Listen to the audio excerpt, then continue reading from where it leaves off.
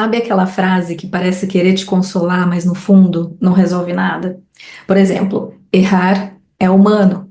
Pois é, eu sei que é verdade, você também provavelmente sabe, só que quando eu erro, não parece que eu sou só humana. Parece que eu falhei e que nada do que eu fiz até ali valeu a pena. E aí eu fico me perguntando por que é que a gente carrega essa dor tão grande quando erra? Por que que o erro ainda nos paralisa tanto, mesmo sendo inevitável? E hoje eu quero conversar com você sobre isso porque eu sou alguém que tem medo de errar e que muitas vezes não sabe lidar com isso quando o erro acontece. Vamos pensar juntos? Parece que as oportunidades de errar vistas de maneira positiva ficam só lá na infância. Na infância, errar é esperado. A criança tropeça, fala o nome das coisas errado, pergunta tudo e ninguém estranha. É bonito ver alguém aprendendo, tem algo de encantador nessa entrega sem medo, nesse não saber que ainda não carrega vergonha. Mas esse cenário vai mudando rapidamente, até antes da vida adulta, por expectativas, comparações e cobranças. É como se de repente a régua subisse e a margem de erro fosse achatada ou até mesmo desaparecesse. Errar parece que já não é mais uma possibilidade aceitável. Uma coisa que me marcou foi quando eu li o livro Mindset, da psicóloga Carol Dweck. Ela fez um estudo com crianças e percebeu que até o jeito como a gente é elogiado influencia o modo como a gente se relaciona com o erro. Quando uma criança é elogiada apenas por ser inteligente, ela tende a evitar desafios, porque o erro colocaria essa imagem em risco.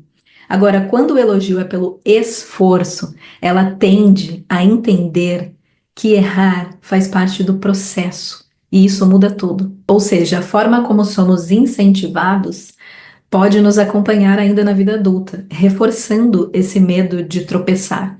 Porque a verdade é que a sociedade não valoriza tanto quem tenta, ela tende a valorizar quem acerta de primeira. E é assim que a gente vai aprendendo que errar não é parte do caminho, é meio que um sinal de fraqueza. E aquele espaço seguro que a gente tinha para tentar, explorar, inventar, vai ficando cada vez menor. Só que ninguém para de errar. A gente só vai percebendo que talvez seja melhor não mostrar, seja melhor até fingir que sabe, a evitar qualquer situação onde o tropeço possa ser visto. E é aí que alguma coisa se perde, porque quando você deixa de se permitir errar, você também deixa de se permitir aprender. Mas se a gente não puder mais tentar, o que sobra? O problema é quando a gente começa a acreditar que errar não é algo que a gente faz, é algo que a gente é. Se eu erro, eu sou um erro. E quando o erro vira identidade, é como se ele não fizesse mais parte do caminho. É uma falha de caráter. Quando erramos, não sentimos que falhamos em alguma coisa. Sentimos que falhamos como alguém. E é por isso que, mesmo quando o erro já passou, a gente fica presa nele, revivendo e se punindo.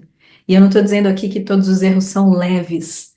Alguns têm consequências sérias e devem ser tratados com responsabilidade, obviamente. O problema é quando a gente começa a carregar todos com o mesmo peso, como se não existisse mais aquela margem que a gente falou anteriormente para consertar, para repensar, para agir diferente dali para frente. E é aqui que entra um dos sentimentos mais silenciosos, mas também mais paralisantes, que é o medo do ridículo.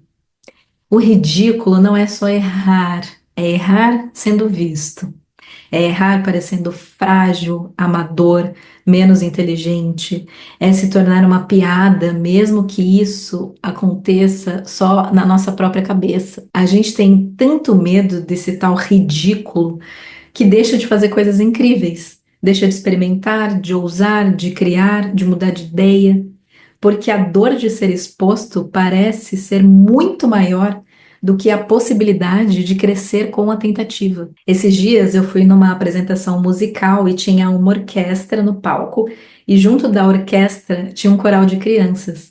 E teve uma em especial, entre todas aquelas, que cantava, pulava, se divertia, dançava de um jeito tão genuíno que era impossível não olhar para ela sem se contagiar com aquela energia que ela estava depositando naquele momento, que poderia ser único, inclusive.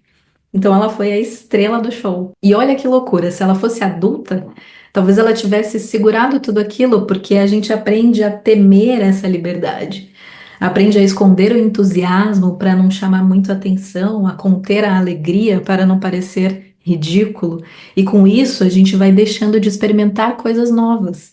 Mas e se a gente pudesse abrir espaço para errar, improvisar, se emocionar, sem medo de se resumir a isso? E tem mais uma coisa: errar também ativa um medo mais profundo e antigo, o medo da exclusão. Pode parecer exagero, mas biologicamente o nosso corpo ainda reage como se ser aceito fosse questão de sobrevivência. Um tropeço pode soar como você não é suficiente, você decepcionou, você vai ser deixado de lado, você vai ser excluído do grupo. E mesmo que isso não seja dito, qualquer sensação como essas são suficientes para, mesmo que inconscientemente, ser entendido como uma ameaça. A vergonha, a ansiedade, a autocobrança, tudo isso são defesas que tentam nos proteger.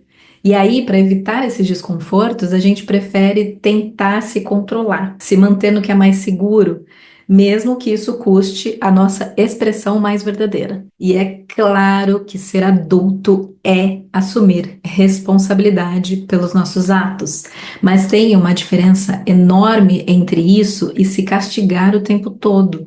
Ser adulto não é acertar sempre, significa entender que você pode errar e ainda assim continuar sendo uma pessoa confiável, capaz, inteira. Só que a gente meio que aprende que só merece respeito se estiver sempre certo, sempre coerente.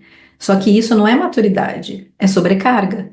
Essa régua invisível que nós criamos ou nos colocaram alimenta uma exigência que aos poucos sufoca, porque ninguém cresce fingindo perfeição. A gente cresce quando tem espaço para reconhecer o que não funcionou e transformar aquilo com consciência. A verdade é que errar faz parte do caminho, não é o fim do mundo. Talvez a gente só precise lembrar que não desaprendeu a tentar, a gente só esqueceu como é libertador não ter que acertar sempre de primeira. As grandes histórias de superação, inclusive, que não são tão difíceis de encontrar por aí, são exatamente as dessas pessoas que falharam, faliram, caíram, levantaram e aprenderam com seus erros. E a vida é isso mesmo, não tem como a gente fugir dessas coisas. A gente vai quebrar a cara de vez em quando. Agora, imagina se essas pessoas não tivessem tentado outra vez. Como é corajoso continuar tentando, mesmo depois de ter falhado. A criança que fomos ainda está aí. Talvez ela tenha só acumulado alguns medos durante o caminho. Mas talvez também, se a gente começar a acolher esses medos com mais gentileza, ela volte a conseguir brincar, mesmo tropeçando de vez em quando. Você não precisa carregar um erro para sempre. Você pode olhar para ele com respeito e honestidade, mas não precisa se definir por ele. E você? Qual erro você ainda carrega como se fosse uma sentença? Eu vou ficando por aqui, vou pedindo para você deixar o seu like, se inscrever no canal, considere compartilhar esse vídeo com alguém que você acha que possa gostar dessa conversa e nós nos vemos em breve. Até lá!